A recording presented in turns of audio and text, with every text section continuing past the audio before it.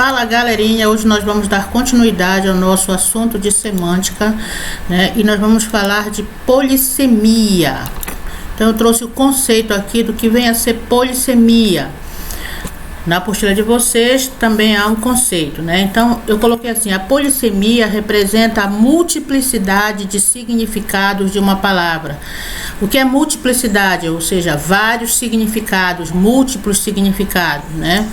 Polissemia vem do grego polis, que significa muitos, enquanto que sema refere-se ao significado. Portanto, um termo polissêmico é aquele que pode apresentar significados distintos de acordo com o contexto, ou seja, de acordo com a situação.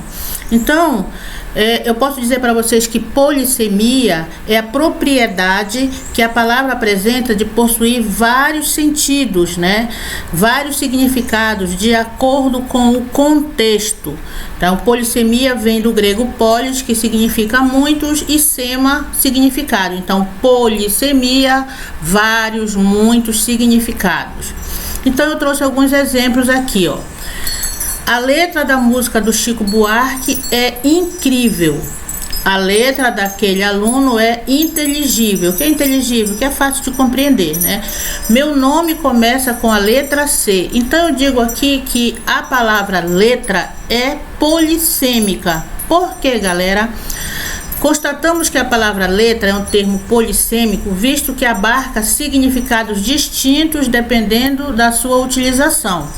Então, na frase A, né, a palavra letra, né, significa o que? Música, canção. A letra da música do Chico Buarque é incrível, ou seja, a música, a canção de Chico Buarque é incrível.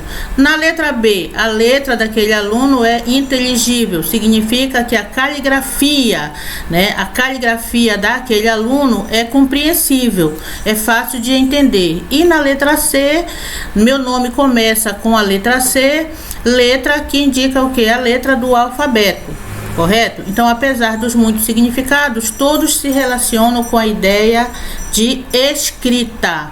Então, eu digo neste exemplo que a palavra letra é uma palavra polissêmica. Dependendo do contexto, dependendo da situação, ela apresenta significados diferentes. Vamos ao próximo slide, ainda com exemplo de palavras polissêmicas. A boca da garrafa de cerveja está com ferrugem. O seu João continua mandando bocas para a vizinha do primeiro andar. E que tal se você fechasse a boca? Então veja bem, no exemplo A boca da garrafa é a abertura do recipiente, né? Então está se referindo aqui à abertura do recipiente. Na letra B, no sentido de provocação, ou seja, o seu João continua mandando bocas, né? Continua provocando a vizinha do primeiro andar. E na letra C, a boca aqui se refere à parte do corpo, correto? Então, todos, no entanto, se relacionam com a função da boca, abertura, fala, correto? Então, vamos ao mais exemplos aqui. A praia parecia um formigueiro no sábado. O paciente queixou-se ao médico do formigueiro nas mãos. Foi todo picado logo depois de pisar num formigueiro. Formigueiro é uma palavra polissêmica? Dependendo do contexto, dependendo da situação onde a palavra está inserida. Então, na letra A, no exemplo A, formigueiro tem o sentido de multidão, né? Formigueiro, uma grande quantidade de pessoas. No B, né, o significado seria coceira. O paciente queixou-se ao médico do formigueiro nas mãos. Então, nesse formigueiro aqui, no sentido de coceira.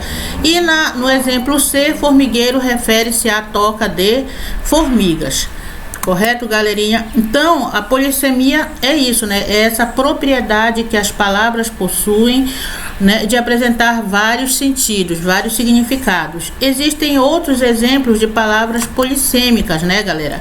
Por exemplo, manga.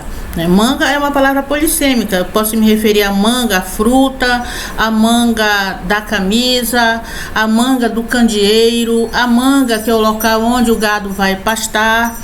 Anda é uma palavra polissêmica também, né? Eu posso dizer assim, a professora anda muito estressada. Nesse sentido, anda, a professora está muito estressada, né?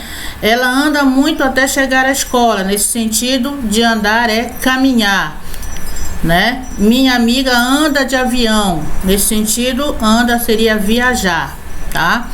Vamos a outros exemplos aqui. A mãe vela pelo sono do filho doente. O barco à vela foi movido pelo vento. Quando acabou a luz, a menina acendeu a vela. Então veja aqui esses exemplos, né? A palavra vela é polissêmica porque pode apresentar vários sentidos de acordo com o contexto em que ela é empregada. Na primeira oração, a palavra vela é uma conjugação do verbo velar. A mãe vela, ela vela. Tá no sentido aqui de vigília, né, de sentinela. No segundo exemplo, a palavra vela aqui refere-se ao pano resistente que é preso ao mastro das embarcações para fazê-las andar, né, para fazê-las navegar. E na terceira, vela refere-se à parte de cera, a peça de cera com um pavio no centro que serve para dar a luz, tá ok? Vamos a mais exemplos aqui. Cabo. O cabo da vassoura quebrou durante a limpeza. Ele deu cabo de todo o documento. Guilherme atualmente é cabo do Exército Brasileiro. Na África do Sul, o Cabo da Boa Esperança é conhecido pelo nome de Cabo das Tormentas. Então, a palavra cabo também é uma palavra polissêmica, galerinha, né? Já que possui vários sentidos. Então, vamos ver no exemplo A, né? A palavra cabo está se referindo ao objeto que faz parte da vassoura. Na frase B, a palavra expressa a ideia de se livrar de algo que incomoda. Então, ele deu cabo de todo o documento, ele desapareceu, ele sumiu com todo o documento. Na frase C, né, no caso aqui da frase C, Guilherme atualmente é cabo do Exército Brasileiro, se refere ao que? A patente, né, o posto militar, no caso aí do Guilherme. E no exemplo D, Cabo da Boa Esperança, se refere ao acidente geográfico. Ok, galerinha? Então, isso que é polissemia, essa propriedade, essa característica que algumas palavras possuem de apresentar vários sentidos, vários significados. Beleza? Vamos falar de hiperonímia e hiponímia, né? Vamos aprender o que é uma palavra hipônima, o que é uma palavra hiperônima. Então vamos aqui, ó. Coloquei o seguinte conceito. A hiperonímia indica uma relação hierárquica de significado que uma palavra superior estabelece com uma palavra inferior. O hiperônimo é uma palavra hierarquicamente superior, porque apresenta um sentido mais abrangente, mais amplo, genérico. Já a hiponímia indica essa mesma relação hierárquica de significado. Foca-se, no entanto, na perspectiva da palavra hierarquicamente inferior, apresentando, portanto, um significado mais restrito, mais específico. Então, em outras palavras, o que vem ser hiperônimo ou hiperonímia, galera, é o termo que caracteriza um grupo mais amplo em relação a um outro mais específico. Então, a hiperonímia, ela tem um sentido mais abrangente, mais amplo, mais genérico, enquanto que a hiponímia é o termo que indica uma categoria específica dentro de um grupo mais amplo.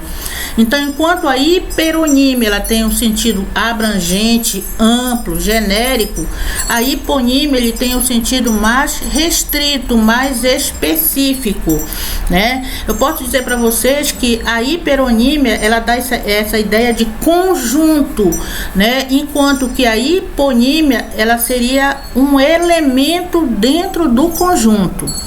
Então vamos aqui a alguns exemplos, né, para vocês entenderem o que o que é hipônimo e o que é hiperônimo, né? Antes dos exemplos eu coloquei assim: os hiperônimos apresentam um sentido abrangente, amplo, genérico, né? Transmitem a ideia de um todo, representam as características genéricas de uma classe, permitem a formação de subclasses associadas a elas. Então, essas subclasses seriam que os hipônimos, né? Então, vamos às características dos hipônimos. Apresentam sentido restrito, né? Enquanto que os hiperônimos, sentido abrangente. Os hipônimos, sentido restrito. Transmitem a ideia de um item ou uma parte de um todo. Enquanto que o hiperônimo, galera, representa, né? Transmite essa ideia do todo. O hipônimo é uma parte dentro desse todo, tá? Os hipônimos representam as características específicas de uma subclasse, né? Os hiperônimos, eles apresentam essa característica genérica, tá? O genérica, do geral, do amplo, tá? Enquanto que o hipônimo é o específico. Tá? Outra característica do hipônimo permite a associação de uma classe superior mais abrangente. Então vamos aqui, ó. Acredito que tá para vocês visualizarem, né? Exemplos de hiperônimo e hipônimo. Quando eu falo, por exemplo, em cor é uma palavra hiperônima, porque está no sentido amplo, no sentido geral, genérico. Mas quando eu especifico, eu vou especificar a cor, né? Como, por exemplo, verde, azul, amarelo, vermelho, branco. Então, isso aqui é o hipônimo, tá?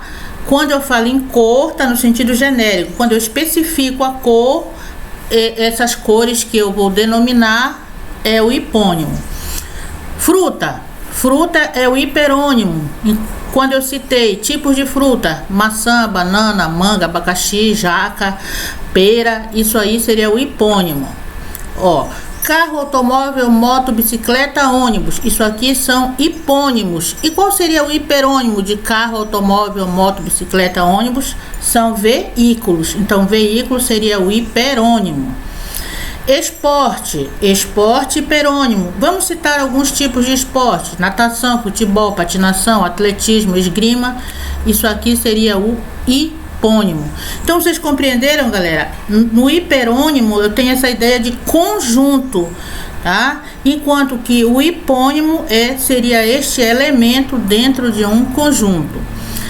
Animal hiperônimo. Exemplos de animais: cobra, onça, cachorro, urubu, né? Urso. Isso aqui seria o hipônimo.